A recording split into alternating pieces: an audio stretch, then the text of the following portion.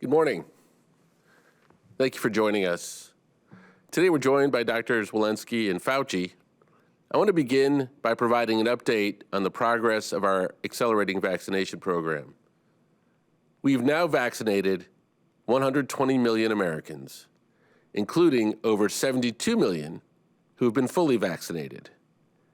46% of adults have had at least their first shot, and 28% of adults are now fully vaccinated across the U.S. We've made significant progress also in vaccinating Americans over the age of 65. 78% have now had at least their first shot. And by this time next week, all adults across the country will be eligible for their vaccine.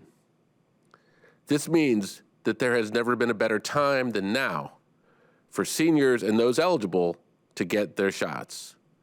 Make an appointment today, and if you have someone in your life, particularly a senior who has not gotten a shot yet, reach out and see what help they need. All this is happening because of the accelerated pace of the country's vaccination program. In the last 7 days alone, the U.S. has reported administering nearly 22 million shots.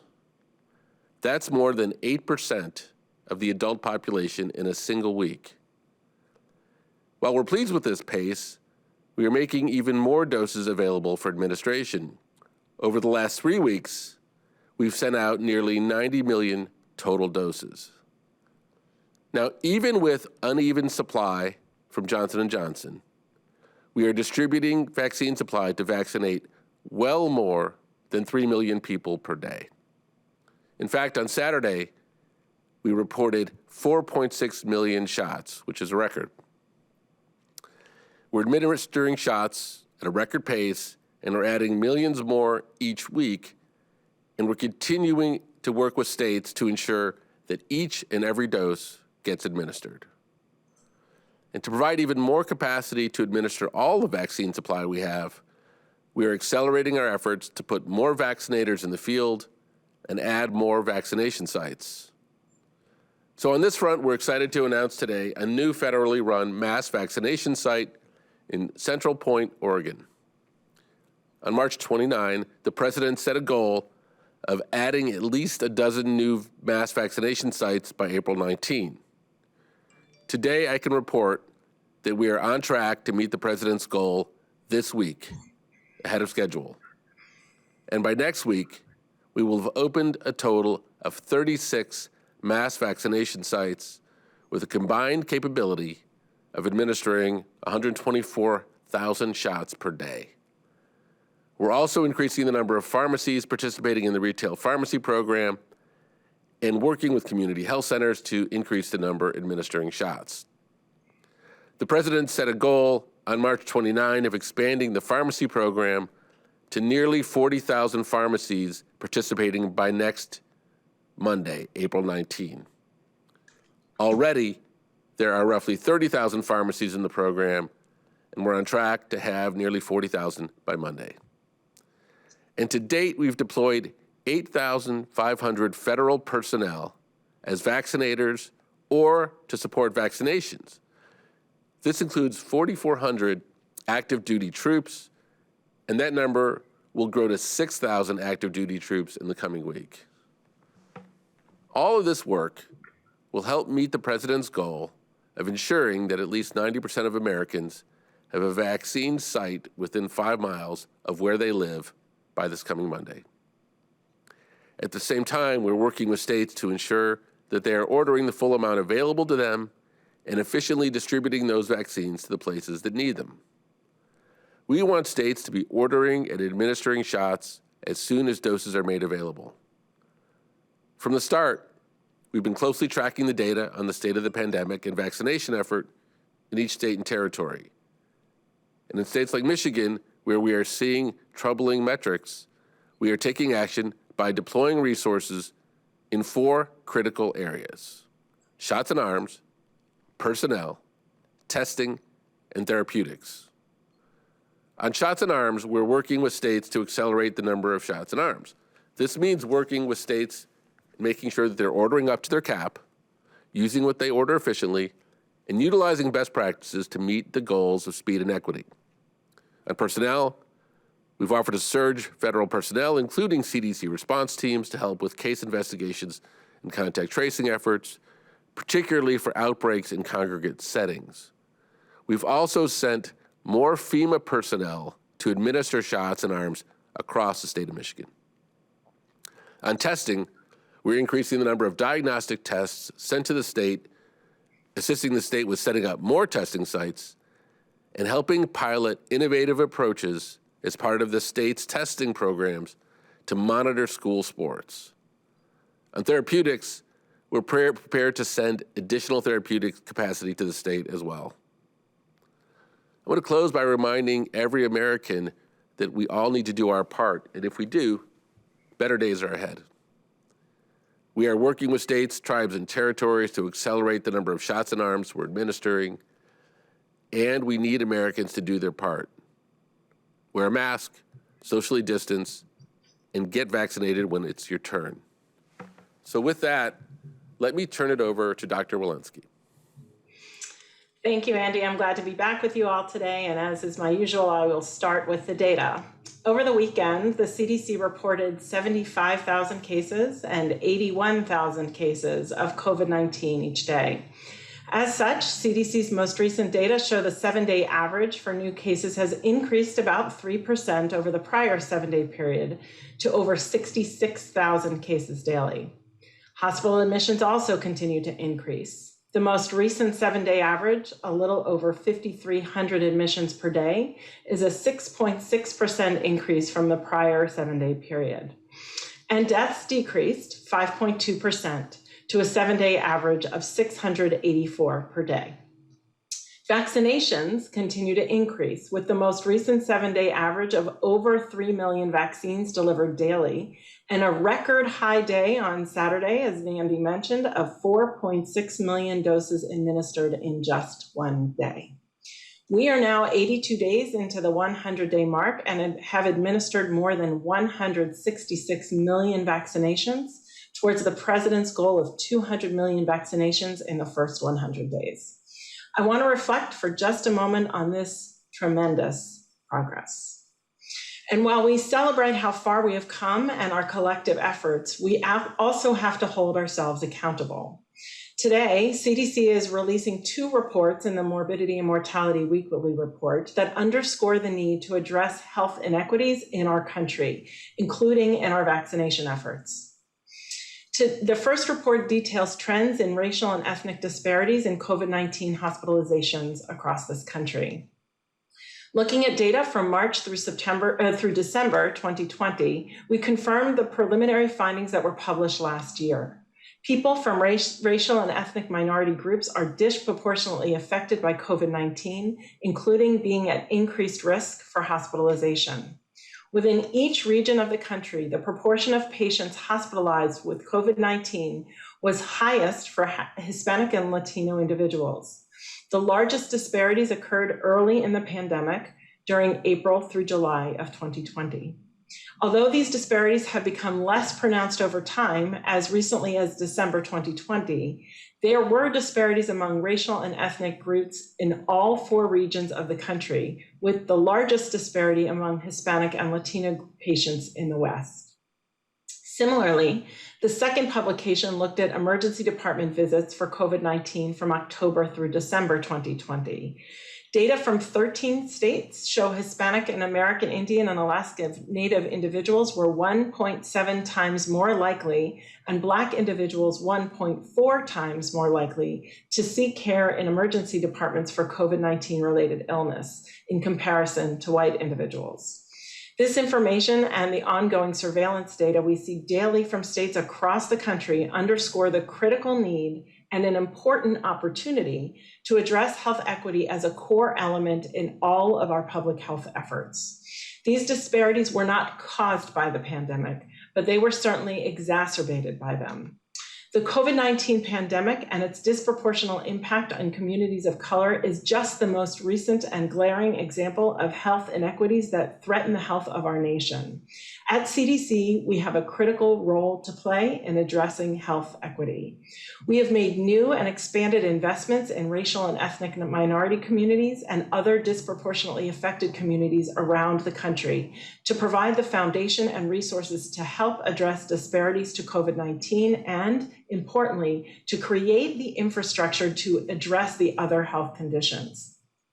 Last week, CDC launched a new website, Racism and Health, which serves as a platform for greater education and dialogue about these critical issues. There, we articulate that racism is a serious public health threat that directly affects the well-being of millions of Americans and the health of our entire nation. We must acknowledge the disparities that exist and commit to an equitable distribution of vaccines, particularly to those communities that have been hardest hit by the virus. Looking at the data available, the total number of vaccines administered, Black and African American individuals make up about 12% of the US population and are just 8.4% of those receiving at least one dose of the vaccine. And 18% of the country identifies as Hispanic or Latino, yet they make up only 10.7% of those receiving vaccinations. We must do better, and we will do better, and here's how. Last month, CDC provided $3 billion to support efforts to increase vaccine uptake by expanding COVID-19 programs and ensuring greater equity and access to vaccines. We made more than $300 million in funding available to strengthen the work of community health workers nationwide, bolstering their efforts to provide and control to prevent and control COVID-19 among populations at high risk, and serving as trusted messengers to overcome concerns and vaccine hesitancy. These actions are in addition to the $2.25 billion CDC made available for testing efforts in communities at high risk and who are underserved across the country. We will continue to support and expand these efforts, ensuring that as we do, this work will build bridges with communities that allow for ongoing engagement to improve long-standing health disparities, such as blood pressure management, mental health, childhood vaccination, and diabetes control. Our work to address these disparities will not be easy, but I know that together we can meet this challenge. Thank you. I'll now turn things over to Dr. Fauci. Thank you very much, Dr. Walensky. I'd like to spend a few minutes now talking about the concept of breakthrough infections. Could I have the first slide? I think it would be important to put this into perspective with some definitions. A breakthrough infection or a vaccine failure is when a person contracts an infection despite being vaccinated against it. We see this with all vaccines in clinical trials, and in the real world, no vaccine is 100% efficacious or effective, which means that you will always see breakthrough infections regardless of the efficacy of your vaccine. There's primary vaccine failure when the body actually doesn't mount an adequate immune response for a number of reasons. Could be immune status, health status, age, medications you're on, or something wrong with the vaccine, storage, delivery, composition.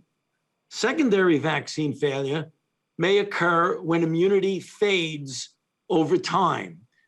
Now, a vaccine may fail also if a person is exposed to a new or a different strain or a variant. For example, influenza is the most common of this, which mutates rapidly and drifts genetically, generally from season to season.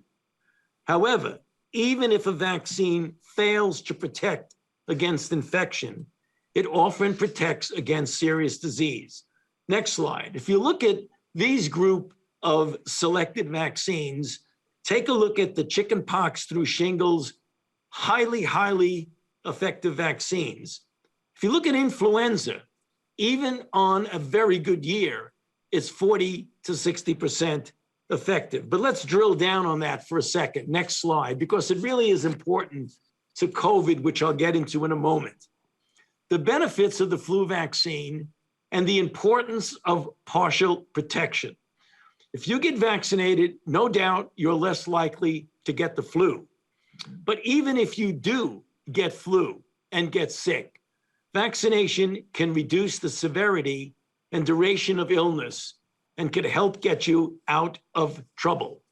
If you get a little bit more granular on flu, the benefits of flu vaccination in a 2019-2020 season, despite a vaccine that was only 39% effective and only 52% of people actually got vaccinated, look at the health benefit that year.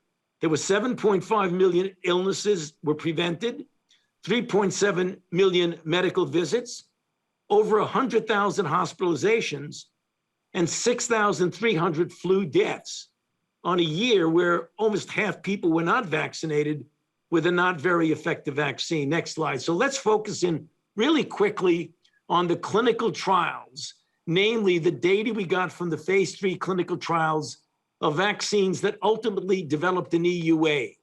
If you look at the vaccine group with the number of breakthroughs over the number of vaccinations, and you see, or the number of breakthroughs, number of infections in the number of people, there are always breakthroughs, regardless of what the efficacy of the vaccine is. Next slide.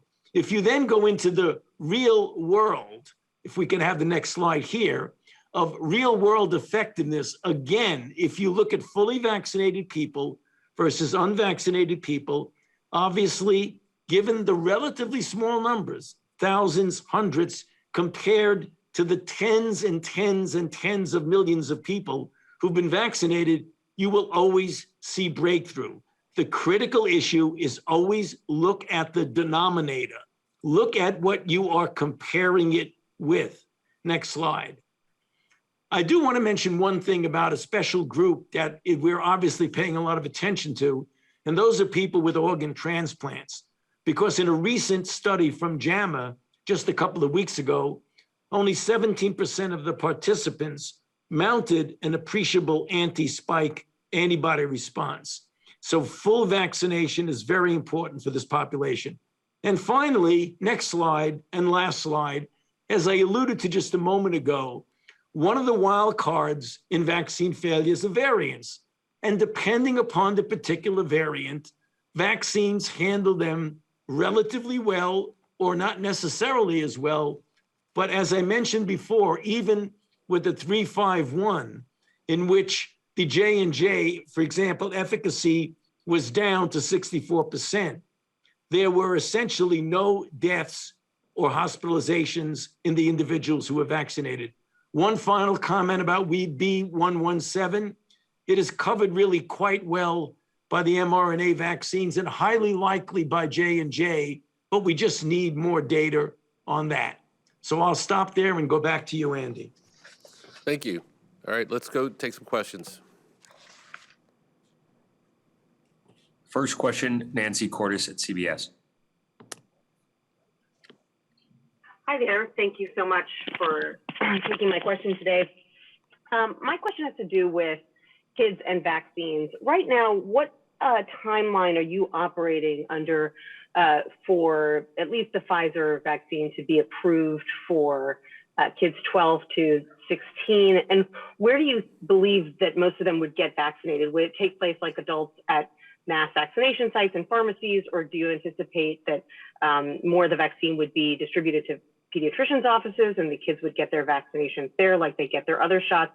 And then beyond that, given the current rates of vaccine hesitancy, is it possible for the US to reach herd immunity without vaccinating preteens and maybe even younger kids?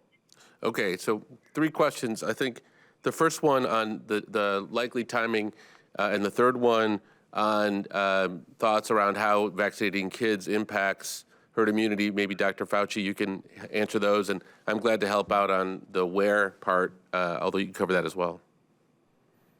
Okay, so with regard to herd immunity, you want me to start with that, Andy? I think the 2 pieces are herd immunity and also whatever thought you have on the timing of approval from the FDA. So Pfizer has already mentioned that on the basis of their clinical trial that they are going to try to look for an amended EUA for kids 12 to 15 years old, because as you might recall from a prior presentation that we made here on a press conference, they really had literally 100% efficacy with 18 events in the unvaccinated or placebo group and 0 events in the vaccine group. So I think that is imminent. I know they're going to be putting in for that. We had mentioned on a couple of discussions, Andy, that we would hope that children in high school will be able to be vaccinated by the time we get to the early fall season. With regard to children and herd immunity, again, I would like to get people away from this concept of referring to something that it is very elusive in its definition, because we don't know what herd immunity percentage of vaccinated people plus people who've recovered.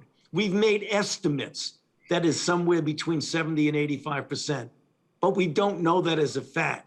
So that rather than concentrating on an elusive number, let's get as many people vaccinated as quickly as we possibly can, which we are doing apropos of the numbers that were just mentioned by Andy and by Dr. Walensky.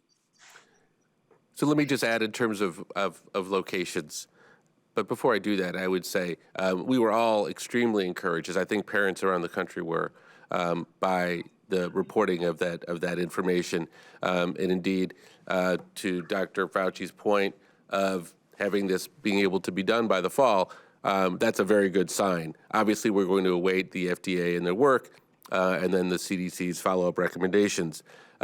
We have, over the last few months, created many places for adults to get vaccinated, including, as we talked about earlier, what will end up being over 40,000 pharmacies. And as a result, 95% of Americans will be living within, I should say 90% of Americans will be living within 5 miles of a place to get vaccinated. But as it relates to kids, there is a well-established route of vaccinations through the pediatrician's office. And Dr. Walensky, you may want to comment on that. You're welcome to comment on that. And that's an important both for teens and for younger kids, because it's an important point of trust for parents and teens. And there's also a process that for getting childhood vaccinations to pediatricians that's been well established. Anything you'd care to add, Dr. Walensky? No, I will just say that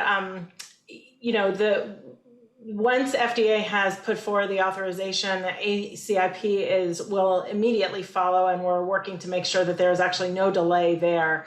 We also simultaneously have been working through figuring out what the best channels are for these adolescents. As you note, Andy, many of them and their parents would like to see these vaccines in pediatricians' offices, and we've actively been doing outreach with them to make sure that it's available in those settings. Great. Next question. Yamiche Al-Sindoor with PBS. Hi, thanks so much for taking my question. 2 questions. The first is, there was this study that's being cited, an Israeli study that showed the vaccine variant out of South Africa, the B1351, was able to evade protection of some Pfizer vaccines. And I know, Dr. Fauci, you just said that there will be breakthroughs up 100% of the time. I just wonder if there's worry that this particular strain is breaking through more than others. And then a follow-up question to that is, for multi-generational homes, and this could maybe from Dr. Walensky, for multi-generational homes where everyone has been vaccinated, should people be worried about having to go to work and coming back and infecting their elderly family members that might be living in the home with them? Okay. Dr. Fauci, you want to take the first question? Yeah, I'm glad you asked that question, because with all due respect to so many Israeli friends, I think that reprint or preprint, as it were, was about as confusing as you possibly could be. The only thing that wasn't confusing about that was that you probably need 2 doses, the way we've been saying, absolutely, if you want to get protected and get greater protection, because you saw things shifted when you were 1 or 2 weeks beyond the second dose. So that's the first point. The second point is that I believe the misleading part about it is it made it seem like you were more likely to get the 351 if, in fact, you were vaccinated against the mRNA. That wasn't the case. If you were going to get infected with anything, you would get infected with the more difficult variant, which was 351. that doesn't mean you have a greater chance of getting it, because when you went out into the post-vaccination period, you were really quite well protected. So I think I'd be careful. You're going to read that reprint over and over again, and I can tell you it is really a little bit confusing. The only thing that isn't confusing is 2 doses are really good. Dr. Fauci, let me just to allow you to emphasize that. As you look at that preprint, if someone were to have the Pfizer vaccine, both doses, 2 weeks later, how did that line up as their protection against even this most evasive variant? Quite well, as a matter of fact. Quite well. Right. So it sounds that study was missing the headline. It had everything else, but it was missing the headline. There was a second question about multi-generational households, and I'm wondering, Amish, if you might clarify that question. Is that in the context of variants, or is that just in the context of multi-generational households overall? That was in the context of variants. I was thinking if everyone gets vaccinated in a household, but then someone's going to work, should they be worried about the variants breaking through more? Or maybe should they just be worried about getting COVID and still being able to pass it along to fully vaccinated people? Maybe that's not a concern, but I've been hearing from people that now their whole household is vaccinated, but someone still has to go to work and they're coming back to their elderly parents.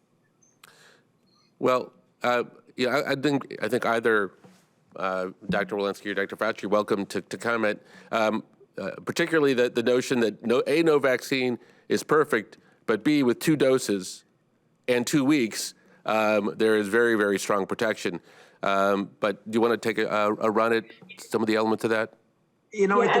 Go ahead, Michelle. I was just going to say, I would encourage people to continue, once they're vaccinated, to use all of the prevention measures that we've been talking about when they're outside their home, including masking and distancing and whatnot, and all of that should be active in the workplace.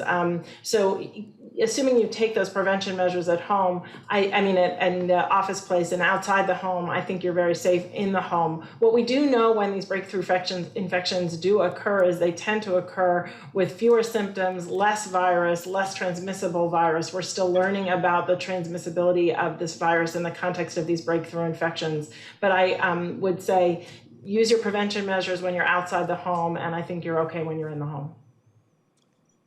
Anything to add, Dr. Fauci?